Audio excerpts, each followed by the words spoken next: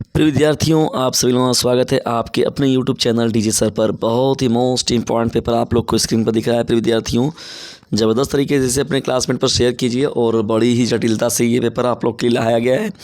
और वार्षिक पेपर में यदि आप बैठने वाले हैं और विज्ञान को पेपर को लेकर परेशान हैं तो ये सेशन आपका है। विज्ञान का मोस्ट इम्पॉर्टेंट और क्लास 9th के बच्चों के लिए देखिए, पेपर अभी आप लोग का स्टार्ट हो गया, बहुत जगहों पर हो रहा है। प्रिय विद्यार्थियों, एमजे सेट है। ये कौन सा सेट है प्रिय विद्यार्थियों? एमजे सेट है, ठीक है ना। तो समय 3 घंटे 15 मिनट विज्ञान का पेपर है। कक्षा 9 का वार्षिक पेपर है आपका 2026 का, और पूर्णांक जो है 70 है। तो वीडियो को बिना स्किप किए पूरा दिखिएगा। एमजे सेट है, मोस्ट इम्पॉर्टेंट है। ज़बरदस्त तरीके से इसे अपने क्लासमेट पर शेयर भी कर दीजिए। तो चलिए प्रिय विद्यार्थियों, 9 के इस महत्वपूर्ण सेशन को लेकर बढ़ते हैं हम लोग। और यहाँ बढ़ते हैं हम लोग खंड क में। पहले यहाँ पर देखिए बहुविकल्पी प्रश्न में खंड अ में उपखंड क को, इसमें भौतिक विज्ञान के प्रश्नों को शामिल किया गया है। देखिए भौतिक विज्ञान के प्रश्नों में शामिल में देखिए पहला प्रश्न क्या है, निम्नलिखित में सदिश राशि कौन होगी। सदिश राशि का मतलब क्या होता है प्रिय विद्यार्थियों? ऐसी राशि जिसमें कि परिमाण के साथ साथ दिशा का ज्ञान भी आवश्यक होता है, यानी परिमाण के साथ साथ ये दिशा को भी बताता है, तो उसको हम लोग कहते हैं सदिश राशि। देखिए दूरी क्या होता है प्रिय विद्यार्थियों? ये परिमाण को बताते हैं, दिशा को नहीं। और ये भी परिमाण को और ये भी परिमाण को। जबकि वेग जो है आपका ये सदिश राशि हो जाएगा, क्योंकि ये परिमाण के साथ साथ दिशा को भी बताता है। तो पहले का विकल्प नंबर बी जो ऑप्शन होगा आपका करेक्ट हो जाएगा। बल के आवेग का मात्रक क्या है प्रिय विद्यार्थियों? तो बल के आवेग का जो मात्रक होता है वो न्यूटन सेकंड होता है। क्या होता है?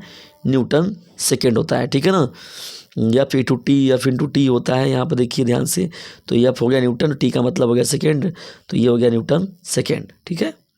चलिए आगे बढ़ते हैं हम लोग। यहाँ पर तीसरा हम लोग का देखिए मोस्ट इंपॉर्टेंट प्रश्न क्या है प्रिय विद्यार्थियों? जबरदस्त तरीके से इसे अपने क्लासमेट पर शेयर कर दीजिए। Sharing is the best way of learning. और ज़बरदस्त तरीके से इस चैनल से स्टडी कीजिए प्रिय विद्यार्थियों, जिसका नाम है डीजे सर मैथ्स, ठीक है। और यदि आप साइंस साइड के विद्यार्थी हैं और हिंदी और इंग्लिश को लेकर परेशान हैं, तो आपके लिए जो चैनल है डीजे सर पुराना वाला चैनल, जिस पर कि आप लोग को आर्ट्स के नियमित रूप से क्लास मिल रहे हैं, तो उस चैनल को भी ज़बरदस्त तरीके से स्टडी कीजिए। यदि आपके बड़े भाई बहन जो कि आर्ट साइड से पढ़ रहे हैं तो उनको डीजे सर चैनल का लिंक जरूर दीजिए। और साइंस साइड के विद्यार्थियों के लिए तो ये चैनल है ही। तीसरा देखिए मोस्ट इंपॉर्टेंट क्या है प्रिय विद्यार्थियों? एक खिलाड़ी लंबी कूद लगाने से पहले दौड़ता है। एक खिलाड़ी लंबी कूद लगाने से पहले दौड़ता है। आवेग बढ़ाने के लिए, जड़त्व बढ़ाने के लिए, संवेग बढ़ाने के लिए, यह कोई वैज्ञानिक तथ्य नहीं है। तो प्रिय विद्यार्थियों देखिए, जड़त्व बढ़ाने के लिए क्या करता है वो? एक खिलाड़ी लंबी कूद लगाने से पहले क्या करता है? दौड़ता है, ठीक है ना। चलिए आगे बढ़ते हम लोग। यहाँ नेक्स्ट प्रश्न की ओर देखिए हम लोग का चौथा प्रश्न क्या है, दाब का मात्रक क्या है। दाब का मात्रक क्या है? तो दाब का मात्रक जो होगा प्रिय विद्यार्थियों, बल बटे क्या होता है ये बल दाब का मात्रक जो होगा एफ बाई ए, ठीक है ना। एफ बाई क्या होता है? ये होता है P is equal to F by A. तो यहाँ तो ए तो एरिया हो गया, तो एफ का मतलब ये बल हो गया आपका।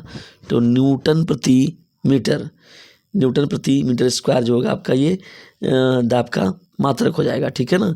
घड़ी को चाबी देने से में संग्रह करते हैं, घड़ी को चाबी देने में संग्रह करते हैं। तो यहाँ पर स्थितिज ऊर्जा, गतिज ऊर्जा, गुरुत्वीय ऊर्जा या फिर सामर्थ्य। तो प्रिय विद्यार्थियों देखिए यहाँ पर पांचवे का बी ऑप्शन गतिज ऊर्जा जो होगा आपका राइट हो जाएगा। ऊर्जा का एमकेएस पद्धति में जो मात्रक है वो क्या है? तो ऊर्जा का एमकेएस पद्धति में जो मात्रक है प्रिय विद्यार्थियों वो क्या है? जूल सेकेंड है, ठीक है ना। जूल प्रति सेकेंड, ये जो होगा आपका इसका आंसर हो जाएगा, ठीक है। चलिए आगे बढ़ते हैं हम लोग। हर्ट्ज का मात्रक क्या है? तो हर्ट्ज जो मात्रक है प्रिय विद्यार्थियों किसका है? ये आवृत्ति का मात्रक है। किसका मात्रक है? ये आवृत्ति का है। चलिए नेक्स्ट प्रश्न की ओर बढ़ते हैं। यहाँ पर पदार्थ की गैसीय अवस्था में, देखिए अब ये रसायन विज्ञान पर हम लोग आ गए। उपखंड ब में रसायन विज्ञान है। पदार्थ की गैसीय अवस्था में क्या होती है? अधिकतम गतिज ऊर्जा, अधिकतम स्थितिज ऊर्जा, न्यूनतम गतिज ऊर्जा, न्यूनतम स्थितिज ऊर्जा। तो प्रिय विद्यार्थियों देखिए यहाँ पर जो होता है न्यूनतम स्थितिज ऊर्जा देखने को मिलता है, क्योंकि जो पदार्थ होते हैं प्रिय विद्यार्थियों गैसीय अवस्था में वो नियमित रूप से गतिमान होते हैं, तो उसमें स्थितिज ऊर्जा हमेशा न्यूनतम देखने को मिलेगा। वायु क्या है प्रिय विद्यार्थियों? तो वायु जो मुख्य रूप से है वो एक मिश्रण होता है, ठीक है। मिश्रण आपका करेक्ट हो जाएगा। निम्नलिखित में से किसके अणुओं की संख्या अधिकतम होगी? तो प्रिय विद्यार्थियों देखिए यहाँ पर जो है 1 ग्राम CO2 जो होगा आपका ये राइट हो जाएगा। कहीं 1 ग्राम H2 भी होता है, तो इन दोनों में आप लोग देख लीजिएगा, बहुत माइनर डिफरेंस है। नेक्स्ट प्रश्न की ओर बढ़ते हैं। 11वां देखिए प्रश्न का Cl माइनस यानी क्लोरीन माइनस आयन में संयोजकता इलेक्ट्रॉनों की संख्या कितनी है। देखिए फ्लोरीन, क्लोरीन, ब्रोमीन, आयोडीन, एस्टेटिन। देखिए क्लोरीन का जो होता है वो क्लोरीन परमाणु का 17 जो होता है वो परमाणु क्रमांक होता है। जब इसका लिखेंगे 1s 2s 2p 3s 3p 4s 3d, तो यहाँ जब इसका बनाएंगे प्रिय विद्यार्थियों तो 2 हो गया, 8 हो गया और 7 हो गया, ठीक है ना। तो इसके बाहरी कक्षा में देखिए तो हम लोग कितने इलेक्ट्रॉन मिले, 7 मिले। तो अगर क्लोरीन रहेगा तो 7 रहेगा, लेकिन यहाँ पर जो है Cl माइनस दिया हुआ है तो एक इलेक्ट्रॉन क्या हो गया, ये ग्राही हो गया। ये सर्वदाता का मतलब धनात्मक होता है, सर्वग्राही का मतलब होता है माइनस। तो एक और ये प्राप्त कर लिया, तो 7 तो था ही पहले से इसके पास, एक पा भी लिया, तो ये टोटल कितना हो गया इसके पास 8 हो गया। तो यहाँ 8 जो होगा इस प्रश्न का राइट आंसर हो जाएगा। 11वें का विकल्प नंबर बी करेक्ट हो जाएगा। किसी तत्व के दो समस्थानिक परमाणुओं का कौन सा गुण भिन्न होता है, कौन सा गुण भिन्न होता है। देखिए 1H1 हो गया, 1S2 हो गया, ठीक है ना। 1H1 हो गया, 1H2 हो गया, तो भाई जाहिर सी बात है कि इसका परमाणु क्रमांक तो समान रहे, परमाणु संख्या तो समान हो गया, ठीक है। इलेक्ट्रॉनों की संख्या भी समान हो गई, इलेक्ट्रॉनों की संख्या भी समान हो गई, प्रोटॉनों की संख्या भी समान हो गई, प्रोटॉनों की संख्या भी समान हो गई। जो इनका डिफरेंस करेगा फिर विद्यार्थियों वो करेगा परमाणु भार करेगा, ठीक है ना। देखिए यहाँ 2 है, यहाँ पर 1 है, तो यहाँ परमाणु भार इन लोगों का क्या होगा, वो डिफरेंट करेगा, गुण भिन्न होगा, ठीक है। तो यहाँ 1H1 यानी 1H1 में ड्यूटेरियम और प्रोटियम और ड्यूटेरियम में ये परमाणु भार जो होगा आपका करेक्ट हो जाएगा, ठीक है। परमाणु क्रमांक 17 वाले तत्वों के यम कोश में इलेक्ट्रॉनों की संख्या बताइए। देखिए परमाणु क्रमांक 17 वाले तत्वों के यम कोश में अगर देखा जाए तो फिर विद्यार्थियों तो यहाँ सीधा सीधा जैसे जब आपका हो गया तो 2, 8 और कितना हो गया 7 हो गया, तो बताइए क्या हो जाएगा। 7 आपका जो होगा यहाँ पर इस प्रश्न का राइट आंसर हो जाएगा, ठीक है ना। बाहरी कक्षा में देखा जाए तो 7 इलेक्ट्रॉन आपको मिलेंगे। उपखंड ग की ओर हम बढ़ते हैं फिर विद्यार्थियों। देखिए यहाँ पर उपखंड ग में बढ़ते हैं हम लोग जीव विज्ञान की ओर।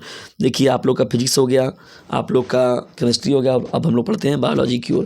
लेकिन आगे बढ़ने से पहले फिर विद्यार्थियों यदि वीडियो थोड़ा सा भी हेल्पफुल लग रहा है तो इसे लाइक ज़रूर कर दीजिएगा, और अपने चैनल पर नए हैं तो चैनल को सब्सक्राइब कर लीजिएगा और शेयर करना बिल्कुल भी मत भूलिएगा, ठीक है।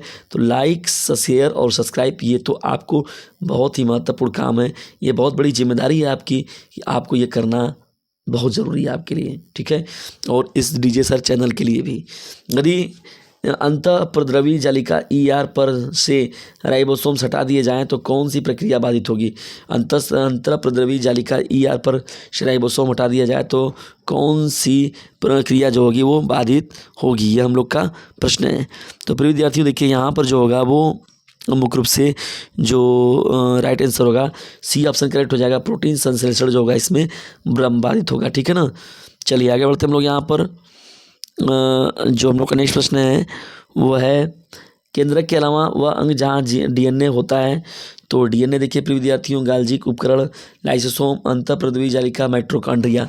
तो प्रिय विद्यार्थी देखिए गाल्जी उपकरण जो होगा यहाँ पर इस प्रश्न का राइट आंसर हो जाएगा, ठीक है ना। प्राणियों में अरेखित पेशियाँ पाई जाती हैं। तो प्राणियों में अरेखित पेशियाँ जो होता है प्रिय विद्यार्थियों वो कहाँ मिलता है, आहार नाल में मिलता है, ठीक है ना। अस्थि आधात्री में किसकी अधिक मात्रा होती है। तो देखिए प्रिय विद्यार्थियों इसमें कैल्शियम एवं फास्फोरस का होता है। क्या होता है, कैल्शियम एवं फास्फोरस का। देखिए कैल्शियम का फार्मूला कैल्शियम का फार्मूला क्या होता है, Ca होता है कैल्शियम, और आपका जो होता है फास्फोरस का जो फार्मूला होता है वो F होता है ना। फास्फोरस का ये तो फ्लोरीन का हो गया, फास्फोरस का P होता है, ठीक।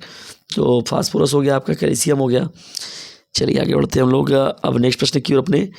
देखिए निम्न में से कौन सूक्ष्म पोषक तत्व कहलाता है, बोरान, मैग्नीशियम, सल्फर या फिर पोटेशियम। तो यहाँ पर विद्यार्थी देखिए बोरान जो होगा आपका राइट आंसर हो जाएगा। आनुवंशिक रूप से भिन्न जातियों में निषेचन क्रिया क्या कहलाती है, वर्ण, चयन, संकरण या फिर वंशानुक्रम। तो यहाँ पर देखिए चयन जो होगा विद्यार्थियों राइट हो जाएगा। 20वां हम लोग का देखिए प्रश्न क्या है, वर्मी कल्चर के प्रयोग से सहायता मिलती है। तो जैविक खाद तैयार करने में, देखिए जैविक खाद तैयार करने में बी ऑप्शन जो होगा करेक्ट हो जाएगा, ठीक है। तो प्रिय विद्यार्थियों ये था मोस्ट इंपॉर्टेंट सेशन आप लोग को, जिसमें बहुविकल्पी का आप लोग के साथ अध्ययन डिस्कस किया गया, जिसमें फिजिक्स, केमिस्ट्री और बायोलॉजी के मोस्ट इंपॉर्टेंट 20 बहुविकल्पी प्रश्नों का डिस्कस किया गया। हम नेक्स्ट सेशन में मिलेंगे जब तो खंड ब में जो है मिलेंगे हम लोग जब, तो यहाँ लघुत्तरी का डिस्कस किया जाएगा, जिसमें कि जो प्रश्न है आपके उन पर बात होगा, और फिर रसायन विज्ञान का भी है। तो पूरा बात होगा प्रिय विद्यार्थियों, बिल्कुल भी आप लोग को घबराने की ज़रूरत नहीं है।